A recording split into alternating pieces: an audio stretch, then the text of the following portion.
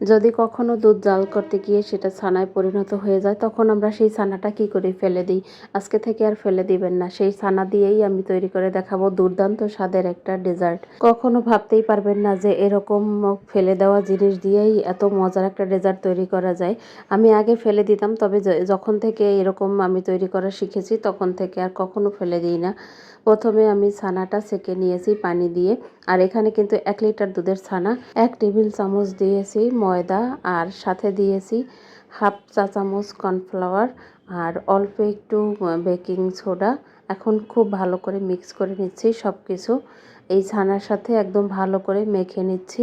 এটা দিয়ে প্রথমে আমি তৈরি করতে চেয়েছিলাম মিষ্টি, তার জন্য আমি সমস্ত প্রসেসই করে ফেলেছিলাম। আর এই ছানাটা দিয়ে আসলে এরকম মিষ্টি হয় না বা হবে না, সেটা আমি কখনো বুঝতে পারছিলাম না তখন। এরপরে আমি মিষ্টি আকারে সবগুলো তৈরি করে নিচ্ছি, আর খুব ছোট ছোট করেই মিষ্টির মতো তৈরি করে নিচ্ছি। আমার মতো মিষ্টি তৈরি করতে যাবেন না, এটা একটা ভুল পদ্ধতি। মিষ্টি তৈরির জন্য দুধটা থেকে নিজেই ছানা কেটে নিতে হয়। এরকম নষ্ট হয়ে যাওয়া ছানা কাটা তাহলে হবে না মিষ্টি। আমি এই জন্য এটা ট্রাই করেছিলাম। তবে আপনারা সেই ছানাটায় কোনো কিছু মিক্স করার প্রয়োজন নেই, সরাসরি ছানাটা এরকম একটু মেখে ভালো করে রেখে দিবেন। আর যদি চান তাহলে কর্নফ্লাওয়ার মিক্স করতে পারেন, কিন্তু সেটা পরেই মিক্স করা যাবে।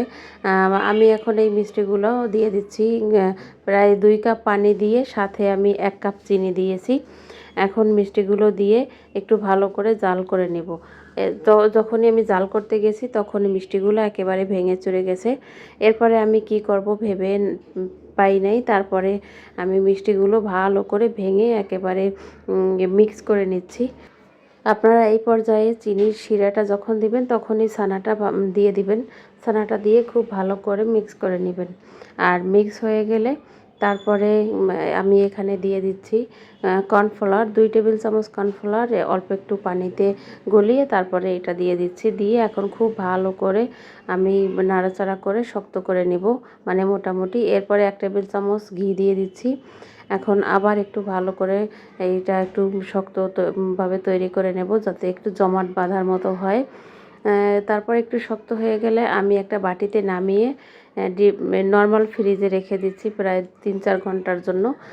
আর এরপরে বের করে আমি বাটি থেকে নামিয়ে নিচ্ছি। তারপরে এটা খেয়েছি, এতটাই মজার হয়েছে যা বলার মতো না। অবশ্যই ছানাটা দিয়ে ট্রাই করবেন। এত মজার আমি কখনো কোনো ডেজার্টই খাইনি, সত্যি কথা। অসম্ভব মজার হয়েছিল, তাই আমি শেয়ার করেছি। ভেবেছিলাম শেয়ার করব না, কিন্তু আমার ভিউয়ার্সরা সবসময় জানে যে আমি সিম্পল জিনিসগুলোই শেয়ার করার চেষ্টা করি, বা খারাপ হয়ে গেলে কোনো বিষয়ে সেটা কিভাবে আমরা প্রসেসিং করে রাখতে পারি।